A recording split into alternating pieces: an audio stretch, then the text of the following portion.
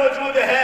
M S O کا ایک ایک ورکر جس نے تعصبات سے بالاتر ہو کر، جس نے تشدد سے بالاتر ہو کر، جس نے تمام تر تفریقات کا خاتمہ کرتے ہوئے ایک پلیٹ فارم کے اوپر سندھی کو لا کھڑا کیا، بلوچی کو لا کھڑا کیا، کشمیری کو لا کھڑا کیا، گلگتی کو لا کھڑا کیا، پنجابی کو لا کھڑا کیا، تمام تر اختلافات سے بالاتر ہو کر مسلکی اختلاف، فروعی اختلاف ایک پلیٹ فارم کے اوپر دیوبندی کو لا کھڑا کیا، بریلوی کو لا کھڑا کیا، اہل حدیث کو لا کھڑا کیا. ایم ایس او پاکستان نے ملک کے اندر جو ایک بہت بڑی خلیج تھی، جو لارڈ میکالے کی ڈالی ہوئی خلیج تھی، مسٹر اور ملا کے درمیان جو تفریق تھی، یہ ایم ایس او کا ترہ امتیاز ہے کہ ایم ایس او نے کالج یونیورسٹی کے اسٹوڈنٹ کو، مدارس کے اسٹوڈنٹ کو ایک پلیٹ فارم کے اوپر لا کھڑا کیا ہے. سامعین محترم،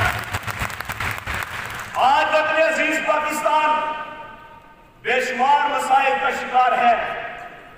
آج فحاشی اور یعنی بڑھتی چلی جا رہی ہے، ناانصافی کا دورہ ہے، آج ظلم و ستم ہے، آج چپے چپے کے اوپر اختیارات کا بے جا استعمال ہے، اختیارات کا بے دریغ استعمال ہے. آج نسل نو کو تقسیم کیا ہوا ہے. ایم ایس او پاکستان یہ سمجھتی ہے یہ سارے فیکٹ، یہ سارے مسائل وہ مسائل ہیں جو پاکستان کو استحکام کی طرف نہیں لے جانے دیتے. یہ وہ مسائل ہیں جو پاکستان کی ساکھ کو، پاکستان کی کھوپ کو کمزور کرنا چاہتے ہیں. ہم یہ سمجھتے ہیں کہ اس کی سب سے بنیادی وجہ ہمارے نظام تعلیم کا سکم ہے. ہم یہ سمجھتے ہیں کہ اس کے بنیادی وجہ ہمارا نظام عدل جو لنگڑا لولا ہے اس کی کمزوری ہے. ہم یہ سمجھتے ہیں کہ اس کی بڑی وجہ ہماری معیشت جو مغربی کلچر کی بنیاد کے اوپر ہے، جو سرمایہ دارانہ نظام کے اوپر ہے، جو اشتراکی نظام کے اوپر ہے. ہم یہ سمجھتے ہیں کہ یہ وہ نظام ہے، یہ وہ سسٹم ہے جنہوں نے ہمیں اوج سریہ سے روکا، جنہوں نے ہمیں آسمان پر کمندے ڈالنے سے روکا.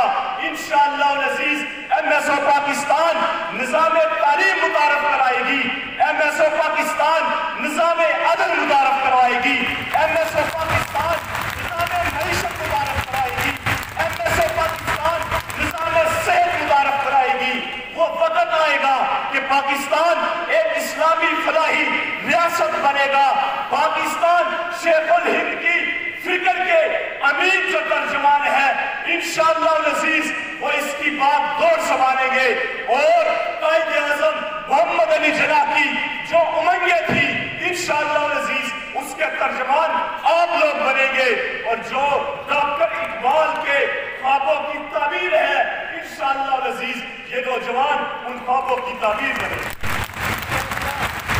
آج میں سب بتانا چاہتی ہے ہمارا نظام تعلیم، ہمارا نصاب تعلیم ایسا ہونا چاہیے جو نظریہ پاکستان کے مترادف ہو.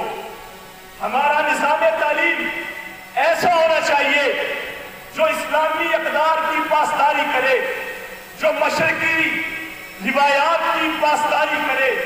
ہمارا نظام تعلیم ایسا ہونا چاہیے کہ جہاں سے پڑھ کر ریاست کے ہر شعبے کو باکردار، باصلاحیت، پرعزم افراد مہیا کیے جا سکے.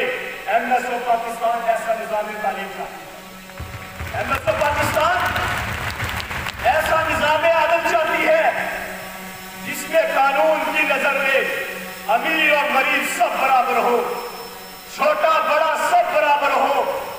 جہاں پوچھ پوچھ کے لیے وقت کے حکمران سے کھڑا ہو کر دیہاتی شخص سوال کرے، وہ جواب دینے کا پابند ہو. ایم ایس او پاکستان ایسا نظام عدل چاہتی ہے جس نظام کی بالادستی سے، جس نظام کے رائج ہونے سے صرف انسانوں کی بلکہ جانوروں کے حقوق بھی متعین ہے. ایسا نظام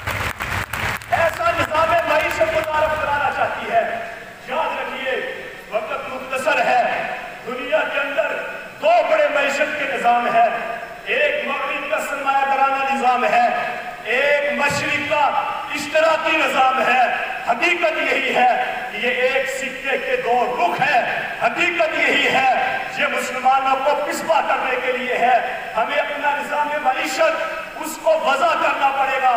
ہمیں وہ نظام لانا ہوگا جس نظام کے تحت دولت یکساں تقسیم کی جائے, جس نظام کے تحت امیر کی طرح غریب کو فیسلٹیز ملے, جس نظام کے تحت امیر کے بچے کے لیے جو فیسلٹی ہو ہر پار کے علاقے کے اندر رہنے والا بچہ اس کے لیے بھی وہی فیسلٹی ہو. یہ تبھی ممکن ہے جب ہم وہ نظام معیشت لائش کریں جو سود سے پاک. پاکستان اپنا ایک موٹو رکھتی ہے, اپنا ایک نظم رکھتی ہے, اپنا ایک سسٹم رکھتی ہے.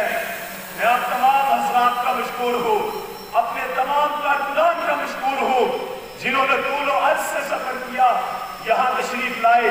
حقیقت یہی ہے کہ آج کا ہمارا یہ نمائندہ اجتماع, آج کا یہ خوبصورت گلدستہ, حقیقت یہی ہے ابوالکلام آزاد رحمۃ اللہ تعالیٰ نے فرمایا تھا اگر تم کسی کی جھولی میں پھول دیکھو تو سمجھو خوش ہونے سے پہلے کہ کسی کا باغ اجڑا ہے, پھول تب آئے ہیں. آج یہ پھول یہاں موجود ہے, کسی کی جوانی لگی ہے, کسی کا خون لگا ہے, کسی نے قربانی دی ہے. انشاءاللہ العزیز یہاں پہنچی ہے.